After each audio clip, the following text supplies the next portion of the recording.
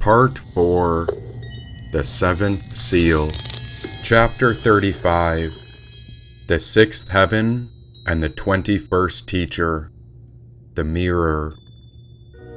Any government can be intelligent, but it's really hard for a government to be wise. Nowadays, the governments across the earth are comprised of individuals who take bribes. But of course, such corruption is what they all deny. And so what is it about this political intelligence that leads a government to speak such atrocious lies? Maybe they lie because the truth would cause an outcry, just like how the Pentagon cannot account for $824 billion, and so I'm curious what else they have to hide. In the past, they'd blow up towers and buildings to conceal their crimes. But nowadays, they keep us distracted with talk shows and sports so the citizens comply. But how can our world leaders sleep at night when they fuel endless wars, displacing millions, where they cause families to starve and die? 1 minute, they'll be criticizing giant corporations. Then a moment later, they'll take the bribe and join their side. Now, if we were wise, they'd lead our world so that all beings could thrive. But because of their greed, arrogance, and lies, their so-called intellect has brought our world to the brink where their intelligence is left to question whether our species will survive. That means we cannot rely upon a government to make things better, but rather, we the people must come together. If our so-called human intelligence has led our world into endless wars, then it is time that we the people must become wise. We are wisdom carriers at this point.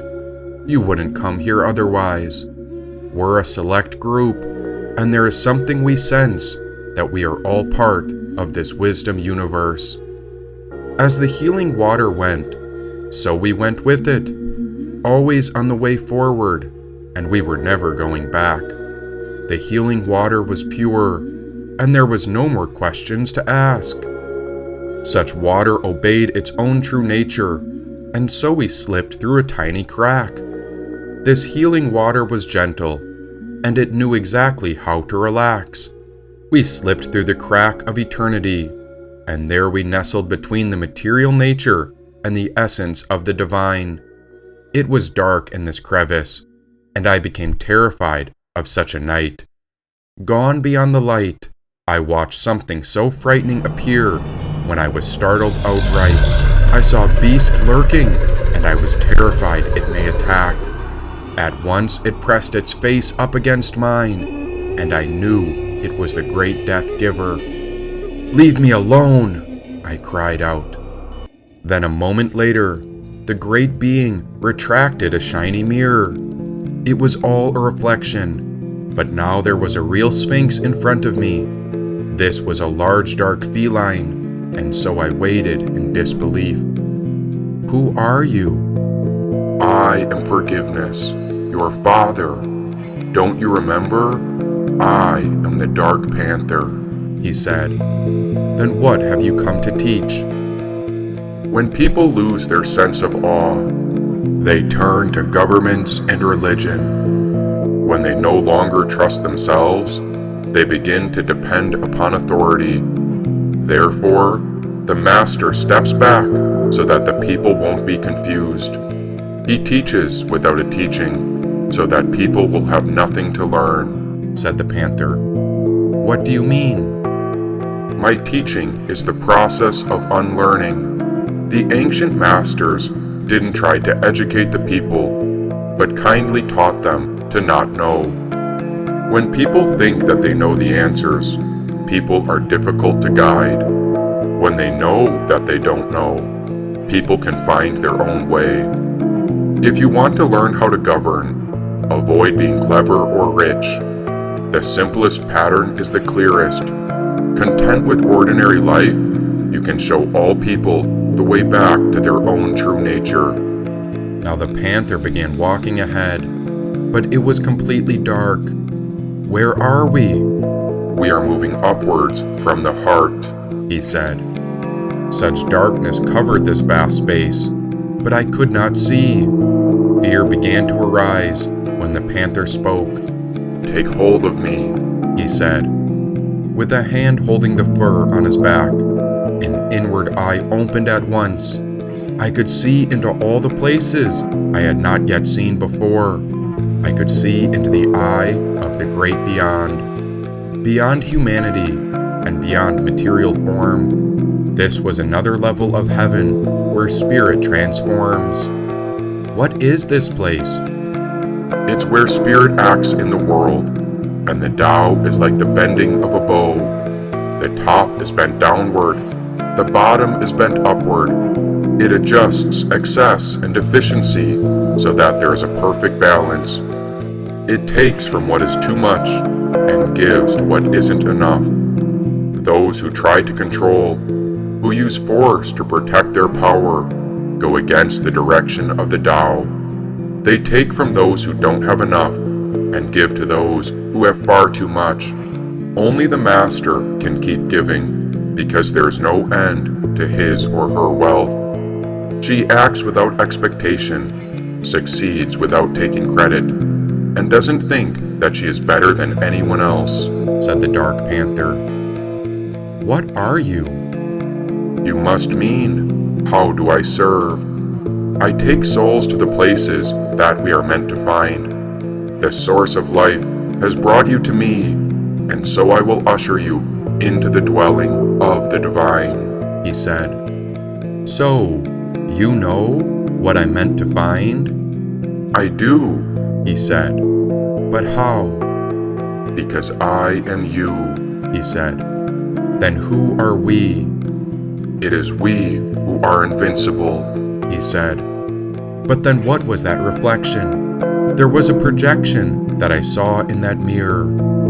It is our primal nature, the one that confronts illusions and chaos. It's like a mask we wear in order to face that which seeks to destroy the divinity within us. It is part of the spirit of ego, but if it is tamed, it can protect us, said the panther. What do you mean, it can protect us? The idea of ego is tricky because it can protect us, but the spirit of ego can also destroy us. Much like we've seen in our current world, ego that is left untamed will harm others, conquer countries, unfold atrocities, and engage in horrifying wars. What then must be done to stop the real evil? Is it only love that can set us free? I believe so, unless that evil begins to multiply too fast, then it could overpower us like a disease. So how does one stop it? We must rise to protect the sacredness of life. As it says in the Bhagavad Gita, arise with a brave heart and destroy the enemy. What you saw in the mirror is the spirit within you that is ready to fight, said the Dark Panther. But I do not wish to fight. I wish for peace and truth. And so I ask, how can we become a vehicle of love and compassion for the entire world? We must cleanse any anger that lives within you, he said. Following the Dark Panther, it seemed we journeyed for days, and so I held on to this mystical creature who had no doubt upon this way. After weeks and even years upon this journey, still I did not know what we were going towards. Do you know where we are going? Should we stop and check our surroundings? We don't look back. We go forward, said the panther. And so we kept going forward, step after step. We walked through the vast space, and I never knew what might come next. Now the strangest thing about this space is that we were connected into a place in which we were disembodied. All the while, we were still connected into the material plane, in which somewhere we were living in physical bodies. It was as if the landscape was vastly different, but it was one in the same, like a parallel reflection of a mirror. But somehow, my consciousness and physical body were on two different planes, as if one part of me was on channel 11 and the body was on channel 2. I was observing two totally different aspects of eternity at once, and so the soul and body both carried awareness through. There are many planes of reality, and the people who travel these landscapes are often labeled as schizophrenic. These are people who shift from one personality mode to another personality and can often be viewed as paranoid and chaotic. Schizophrenia comes from the word schizoid, which means a split as it relates to the different planes of reality. But all of us, as we ascend to higher levels of reality, are vertically schizophrenic. Now in the modern world, this is often treated as a pathological problem, whereas in India or other ancient cultures, they see this as signs of awakening. When a soul travels to other planes of reality, the world often views them as disabled or insane. But in Jesus' case, along with many other sages, they discovered how to integrate these various planes, said the Dark Panther. And so the Panther would have us visit an Islamic temple, and then we would bow and pray like the Muslims. Then we would find ourselves in a Christian church, and so we would pray with them. Again and again, the Panther led us into every aspect of every faith. And from the point of view of the people in the material world, this way of traveling could not quite be explained. We were so curious about these religions, and we roughly counted 7 major traditions. It was as if the Panther wanted to get a real good look, and so we were tuning in to a deeper plane where we would observe and listen. Do you notice any common themes within the religions? Asked the Panther. I'm not sure. I see that they've attracted all sorts of followers and believers, and so there are leaders, teachings, prophets, saints, and scriptures. They all seem to say similar things. They are all guiding people to know right from wrong. And although they follow different material manifestations, they all seem to believe in one true God. So, do you notice anything that is wrong? He asked. I observed for some time, and years came and went, and then after enough time, an idea hit me. What is it that is heaven sent? I wondered. Go on, said the Panther. All religions speak of spirituality and faith, yet they are trying to make sense of some deep mystery. But if God created humanity, and man created religion, then I do sense something that is contradictory. It's as if each religion has a silent claim that if you want to get to God, then you have to trust a religion because they promote their own way. But since God existed before humanity, then God is of no religion. And so I wonder, how are all these followers swayed? Wouldn't an infinite God expect that we explore infinite ways into all religions and traditions?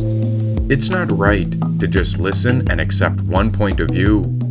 After all, the more questions we ask, we get closer to knowing the truth. Only a lie fears questions. Only a lie won't listen to objections. And the more we listen to other religions, the more we begin to unify and understand the people from all nations. And what do you notice about the religious leaders? What do you see that they have in common? Said the Panther. I took a good look, and I noticed a lot of men. Ah, I see. There are only a few leaders who are women. Yet there appears to be a rare exception, in which case I see women who lead aspects of Zen, Hindu, and Buddhist traditions. And now that we look beyond the material world, what else do you see within the religions? Is there anything else that shocks you? We stopped in Hindu temples, and we stopped to speak with Jehovah's Witnesses. We spoke with Mormons and Catholics. We spoke to priests of all kinds and learned from Tibetan Buddhists. As much as there is beauty and goodness, there are some terrible crimes, wars, and scandals that have been associated with almost all of them. Upon this journey into truth, I saw a lot that shocked me. How my faith and belief in organized religion was touched by uncertainty. A certain spiritual thirst began to grow, for I craved the spiritual waters that once nourished me. Of course, I had been refreshed from the teachings here and there, but I did not know what the journey was taking us towards. Then I saw a sage meditating in the jungle, and he was turned all the way inward. "Do you have any water?" I asked him. I was dying for thirst, but this precious sage did not respond. He was in such a deep meditation, and so I spoke again. "Please, do you have any healing water? I am dying of thirst. I have traveled a long ways, and I crave spiritual nourishment." The sage stayed silent, but my body was ready to quit, and nearby him I saw a deceased snake, and for a moment I felt a vision that held previous anger that wanted me to put that dead snake around his neck. This sage wouldn't respond to me, even though my material and spiritual body had such immense needs, and so I went off in search of water alone when my mind wandered before I thought of the great mother of the universe who had once freed me. It was not a man who taught me, and it was not man who replenished my spiritual thirst. And so I began to collect flowers, the same way I gave an offering to the mother. When I collected 108 flowers, I discovered the journey had led me to the healing waters. And so I strung the flowers together in a necklace. Then I placed it around the meditating sage to honor him. Thank you for teaching me a great lesson in devotion and patience. With my hands together in prayer, this silent teacher taught me the power of the heart without lifting a finger. And so we left. Why do some people honor one set of religious teachings above the others, then mock people who find different ways to see God's love? It's like some leaders are afraid of different faiths, yet aren't they aware of the suffering in which we've all come from? They seem to be threatened by other faiths. It's like they don't want their followers to be freed. Some teachers themselves depend upon their followers, and this makes me terribly worried. For I am not a priest, a guru, or a great teacher. I am simply a student in search of truth. Still, I believe we should investigate all traditions with humility, compassion, and love, not make ourselves appear better or separate than other groups. The more I looked, the more I saw how each religion had teachers who had a sense of inflated spiritual pride. They were trying to keep their followers from changing paths, and so they strategically organized their teachings so that the followers wouldn't leave their sides. And so the panther spoke. The reason souls are living upon the earth is because we all have much to learn. Do not let what you have seen stop the search. We do not go back. We only look forward, said the dark panther. But great teacher, I am aware of the past. There are scandals that involve both sexual and physical abuse, and there have been theft, crusades, and murder if we look back. Put yourself in their shoes. The religions are doing the very best they can, but even the religions, like yourself, are connected into the spirit of ego, and so it is in every other woman and man. Let us go forward. Soon you will see why. There comes a time when even the ways of the past must die, said the panther. There was a part of me that wanted to expose the past pain, but then who was I? Was I not the same reflection of darkness that was picking sides? So how does one unite? How do we release the past? We look forward. We do not go back, said the panther. And so we journeyed onward, but there I saw something I did not expect. By holding on to the panther, I was led to a gathering of 7 religions that left me perplexed. These were the 7 leaders of the 7 churches, and they were gathered in a circle. Then connected to them were the millions and millions and millions of human followers. The 7 churches were engaged in a deep discussion about the true nature of God. One religion would state their claims, and then the other religions would respond. Over and over again, this dialogue spun in a wheel. All the while, the suffering and confusion on the earth continued. This discussion stretched on for thousands of years, where the mystery of life and death was still yet to be revealed. Each religious leader would use scripture, and so they would look back, examining teachings from 2,000 plus years ago.